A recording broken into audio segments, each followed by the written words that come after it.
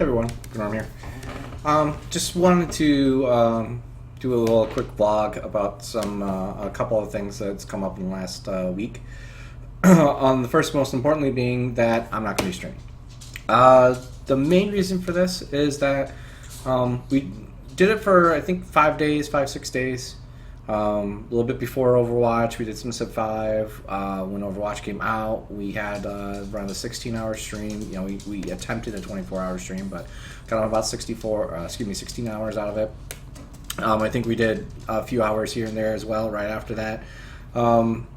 Basically, by the time it was all said and done, I didn't like doing it. I guess it's the easiest way to get around it. You know, I hadn't given it like a full chance to really try it out and everything, so that's what I wanted to do. I felt that was successful overall, that you know, we had decent quality. We had some drop frames I think on the last day that I did it, but nothing too serious. We had a little bit of FPS issue until we had our settings correct, but we had several hours where it was really good. And honestly, I just felt like trying to do all the streaming stuff while playing the game took away from the game for me. Which that's the fun part for me. And the other thing is too is in order to build a viewership, you do need to have a very consistent schedule, and a lot of times you do need several hours of commitment to do that. And that's one of the things I know I'm never going to have in my current situation. Basically, I'm in a situation where, you know, I work an 8 to 5 schedule, then also have commitments around the house, responsibilities. Commitments to be able to spend time with friends and family, and then by the time it gets all said and done, I just don't have the time to dedicate for, you know, more than 3 hours a day. Maybe on the weekends I could do something like a 12-hour stream, but that'd be once a week. It's just not enough to really to pull in the kind of viewership that I need to be able to, where I felt like it was worthwhile for all the extra effort. Now, of course, you got to put in that effort in order to get what the viewership. It's just, for me, in my current situation, it's not something that I feel is viable.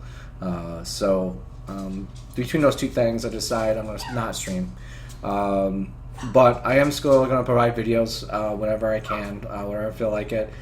Especially on content that I really like, whether it's just a couple of games of Overwatch, whether it's a new game, whether it's going back to Smite and maybe just doing some God reviews or whatever, what have you. You know, stuff that I can not feel too bad about taking time with. You know, maybe spend an hour here, an hour there to put it together. Once I put it together, then put it out. But I'm not like on a very strict schedule for viewership because it's not live.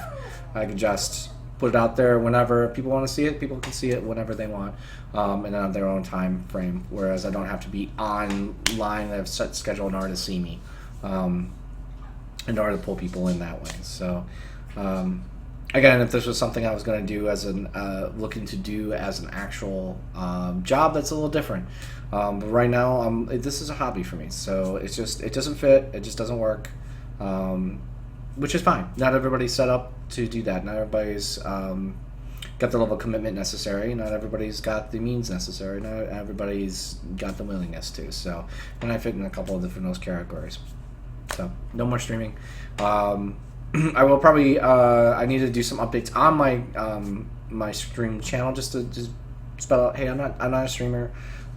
This is more for me to be able to talk on other people's streams, you know, to support other people's streams through donations and subs. And you know, if you do want to see anything that I do, I'll put it up on YouTube. So there's that. The next thing, besides the squeaky toy, I'd like to talk about is the recent Smite rulings on Envy. If you hadn't seen, I'm still watching the Smite Pro League. I'm still paying attention to that. And the big thing this week, week 9, the first day, is the Envy versus Soar game. About a few minutes into the match, Omega DC'd, and he never came back. So basically, they quit before 10 minutes. But there was no ruling on that particular game because they realized it was a 4v5. It was a situation where they used all their pause time Omega wasn't going to be able to come back, was having problems getting back on. So they decided to go ahead and move the game 2 to the point where they actually had Dust come in and substitute. But what happened with that game is basically they went through picks and bans and decided to do some sort of weird cheese 5-man invade where they all bought versions of Travelers or Teleria boots, depending on major physical. They all bought those boots, nothing else, and tried to invade Red Buff and kill people. Sora sniffed it out before they were able to get anybody. They basically all 5 rushed into mid lane, killed Wind. All 5 moved over to the solo lane, tried to get some kills there. A couple got killed in the process. But time was all said and done within 2 minutes, I think, of when the game actually begun. They F6'd out. So basically, they made a mockery of the second game.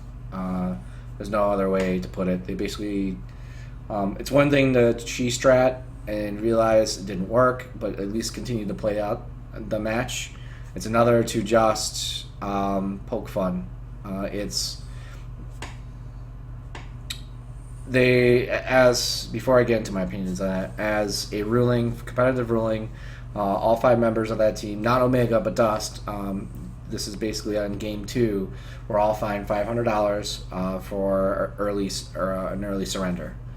It's just their standard. If you surrender under 10 minutes, this is what you have. This is the penalty for it. They all were penalized $500. A lot of people were saying actual competitive suspensions for players and this, that, and the other thing. And to add some more to that afterwards, Omega posted on Twitter kind of a Twitter longer or Twitter TL I don't remember what it's actually called, but it's basically a link to here's a longer description of what happened. Basically, it took several hours for them to try to get the game set up for them to be able to play the match. They were having a lot of problems getting all the people together onto it. People were either DCing or just not able to connect. And then eventually, after certain things were done, they were able to get the game put together. Everything seemed fine. Everything seemed to be going. And right as Omega died, or maybe as why he died, that's when he DC'd. He checked his ISP. He checked to see what he was getting. He was getting something like 300 down and 20 plus up. So obviously fine on that end. Didn't seem like there was any kind of DDoS attack or anything going on him. So he just wasn't able to log back in. He tried repetitively, couldn't get back in. Never get back in, which is why they moved to Dust. And then who knows what happens on the comms after that. I guess I have no idea because I wasn't there because I couldn't get reconnected, and I just wasn't. I don't think he's allowed to, if they don't use him in game 2, I don't think he's allowed to be on the comms because they're not allowed to have coaching. Coaches aren't allowed to be on the comms for the match, so I'm sure Omega wasn't allowed to, so it didn't matter. So you didn't hear any of the discussions of why they did what they did. But on top of that, Omega and Snoopy are both leaving Envy. They basically said, no, we're done. Omega sounds like he's still up there for anybody who wants to pick him up. Not sure on Snoopy. Didn't hear particular words on Snoopy yet. And they had just acquired him as part of the roster. Like they moved him into his original or into his more famous Hunter role. So, anyways, all this stuff went on. The ruling was $500. People were like, competitive bans, all this other stuff. And some were comparing it to Mask, which some people were also confusing with Masked. Two different people. I think they're two different. I'm pretty sure they're two different people. Mask and Masked. I believe they're different, but they're talking about how one got a year ban because of account sharing. Well, he got more than a ban because of account sharing. First of all, he had 4 other offenses he got banned that he had bans for. So the 5th time is a year suspension. So that's problem 1. None of those players, all 5 of them, I don't think have any current suspensions on them or recent suspensions that would count towards that. So that's number 1. I think the worst it'd get would be a 48-hour, maybe not maybe a week. I think at worst. So that's number one. And number two, when he committed that, they were trolling people left and right. That was the whole point of the account, was to troll matches, and it was bad for professionals to be doing that in casual and ranked games. So they were like, no, you can't do that, and we're going to put a competitive ban, and this is big enough offense to put a competitive ban because you're making us look bad. That would be the area which I think Hi-Rez may have wanted to go a little further than they did, because the game was a joke. The set was a joke. It looked bad for Smite. It looked bad for Hi-Rez. It looked bad for Team Envious. It just looked really, really bad. And I understand they've had, first of all, that particular day, they had, I think Omega said something like 3 hours worth of trying to get that all set up and run so they could have that match. That's ridiculous to begin with in the first place. But not only that, but they were basically the odds-on favorite for world champion. It was basically them and Epsilon, which is now Panthera. It was those two for season 2 champions, and they didn't even make worlds, and then go from that to being bottom 2, probably getting relegated because Team Legion's coming up. I have my own feelings of that part. They dropping Incon and Weekend. I think they dropped basically the heart and soul of the team. I think Allied's a part of that trio too, as what I would call heart and soul of that team. Allied, of course, just retired and also has his other problems that he has going on right now with his cancer and everything.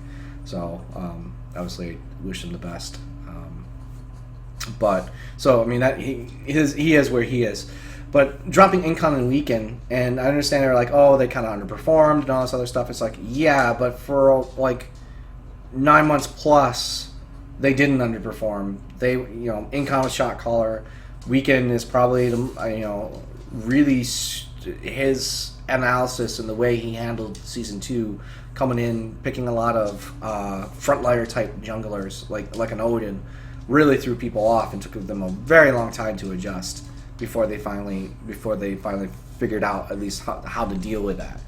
And no doubt he was going to come up with something else to be able to do that, or he was going to come up with a way to be able to do that. And I think they shot themselves in the foot to begin with in the first place, but understood that with the fact that playing with Omega during the Xbox World Championships and winning that, obviously they wanted to kind of keep that going together. And when you have an opportunity to pick up Omega, you play Omega. I mean, he's easily one of the best solo laners of all time.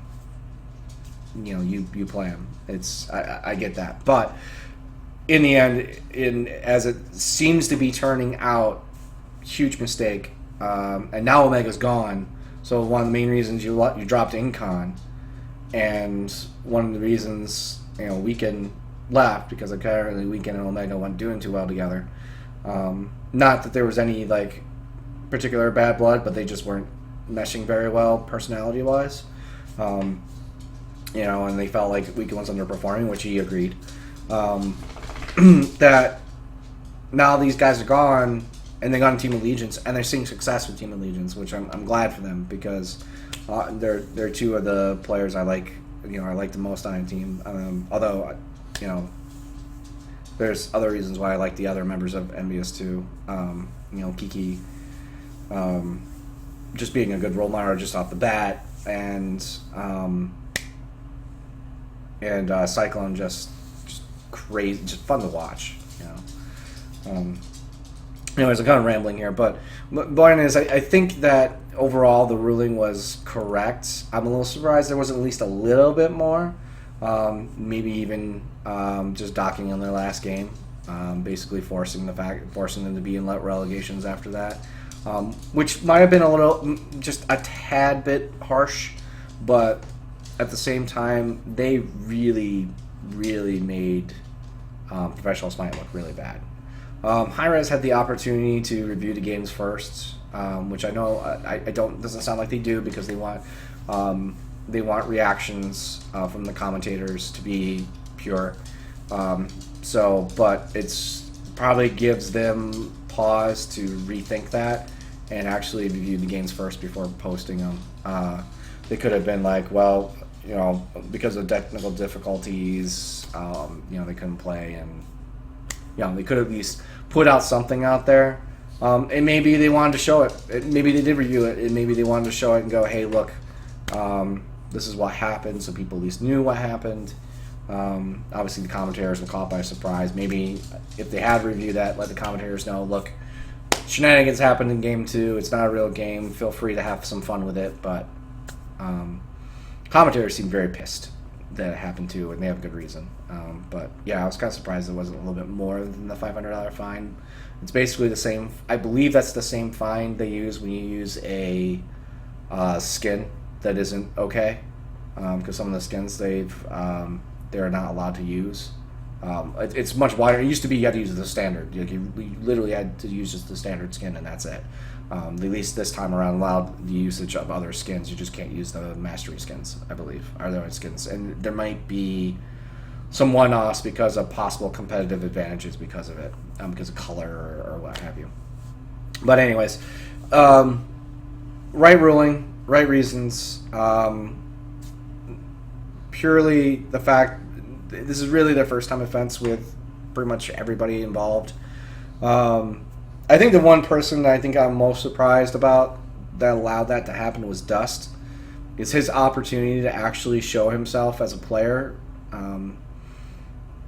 and instead of, you know, asking him to allow him that opportunity, he just basically decided to troll with the rest of them. Not that Dust wouldn't do that, based on what I'd seen on DM's stream and stuff like that, but I would be surprised if DM didn't tear him a new asshole because of that. But anyways, but I was kind of surprised to see that he didn't take that opportunity to at least show his stuff and maybe find a position somewhere, but maybe he doesn't care about that. I have no idea. But so that's my idea of Smite. One of the reasons I actually still care about it, besides the fact that I really love the game and stuff like that, is I may end up going back to it. And not that I don't like Overwatch, and now we're going to kind of get into the Overwatch portion of this vlog. It's not that I don't like Overwatch. I actually love Overwatch a lot. I've had a lot of fun with it this week. I'm glad I took the week off to be able to really sit down and play it a lot.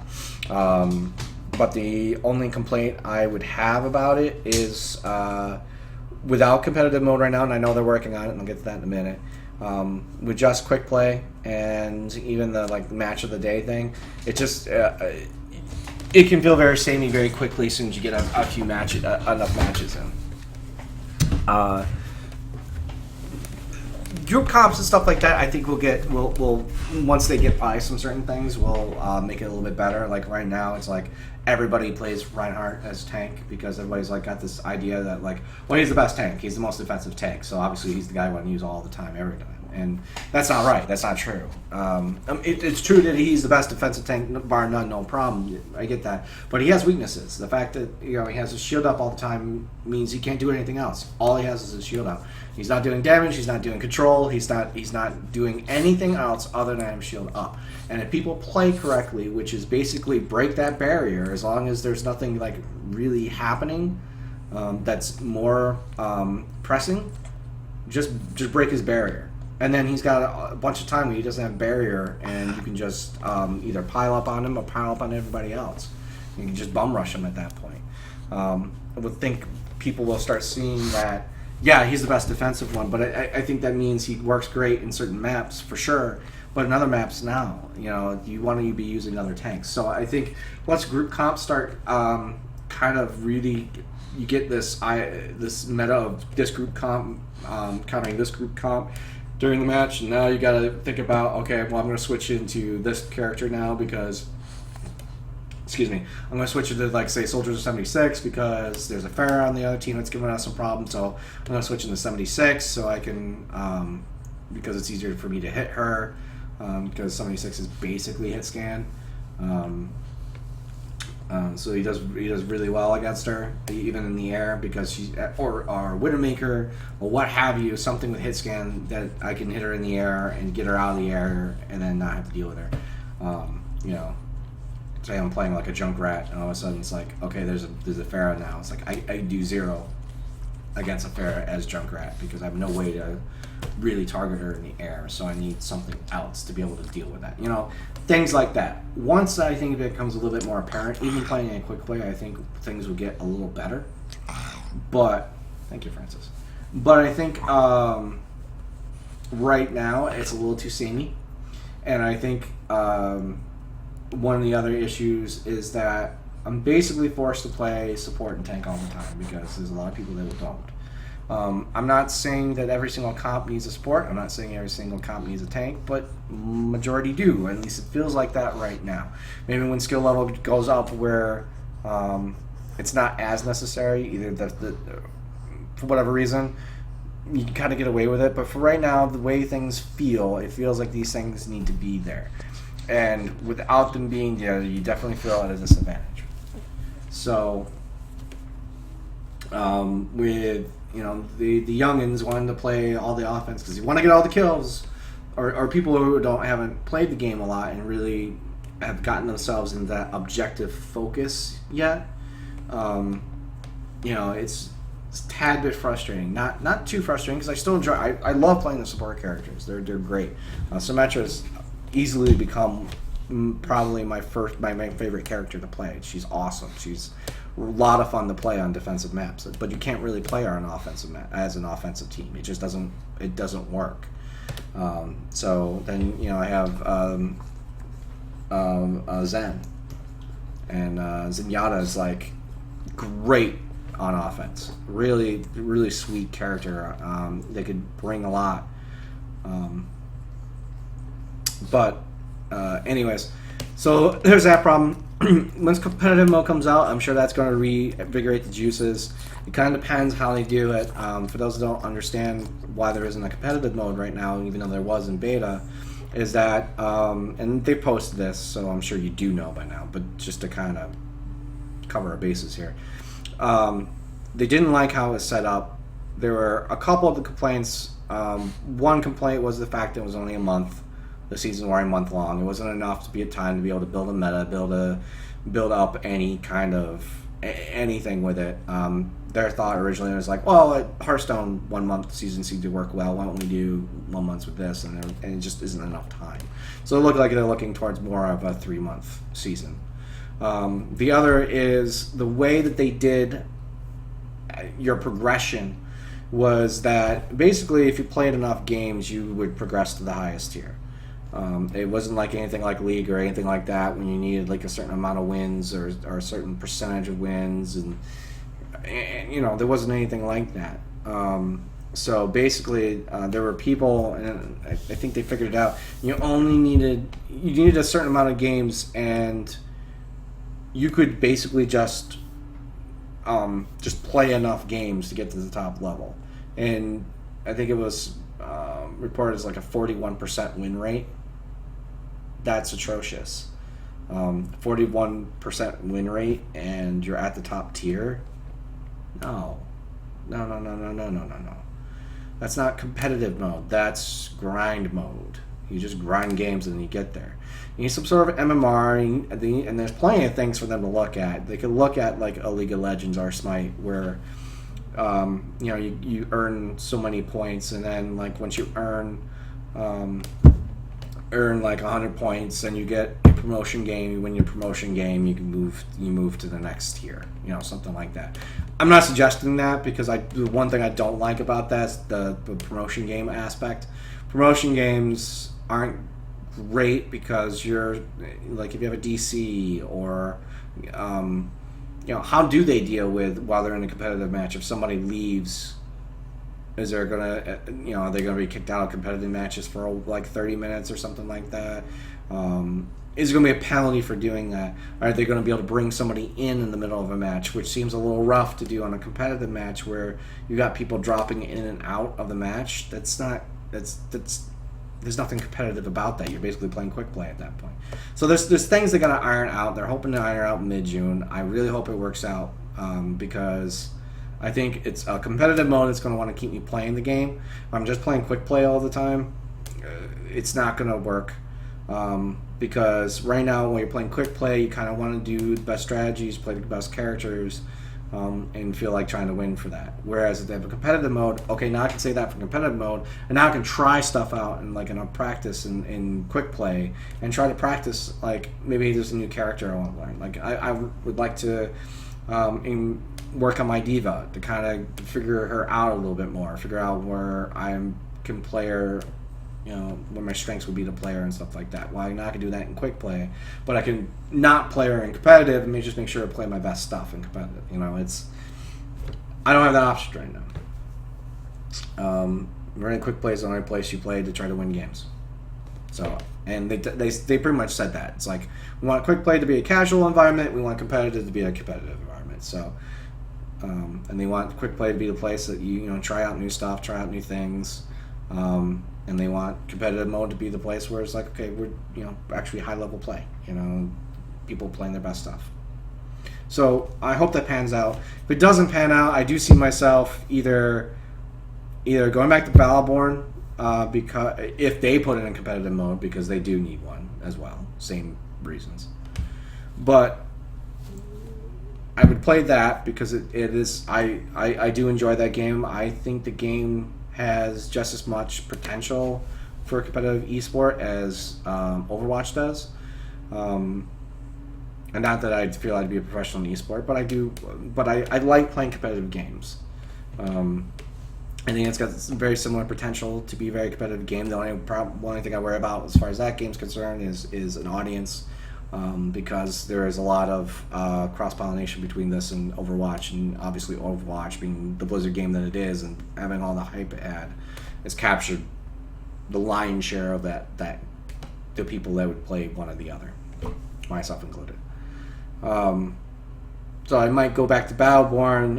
If that doesn't work out because there's just nobody there, then I might go back to Smite. I might go back to Smite and really start grinding out ranked games there, because I really like it. There is also possibility of learning Dota. I've always wanted to learn Dota. Not that I don't like League. Actually, I really like League. I played it for a while. Got my account up to 26, so I wasn't quite there. And I'm not cheesed my way to 26, where you can there's a way to do it so you can level your account very quickly, which is great for Smurfs. But I was still learning the game, learning characters, learning champions, learning lanes and stuff like that. So, so I slow XP my way through that. So I got a lot of games in on that. It felt really good. I might play MOBA instead for my competitive game. It all depends. It really all depends on where Overwatch goes from here. And I do hope it has a good competitive mode, because I do enjoy it. It definitely brings me back to my old FPS days when I was playing Unreal Tournament. Loved it. Really, I haven't played much FPS since then, with the exception of like single player FPS type games, like your Skyrims and your Bioshocks and all this other stuff, or your Fallouts, things that have a first person perspective, but it's not really this kind of multiplayer arena, and these objective, and also playing MOBAs, which are more objective focused, and having an FPS that has an objective focus to it really sings to me, and I really enjoy it, and I really hope to get it straightened out. So. But anyways, probably approaching on 30 minutes here. I probably said enough.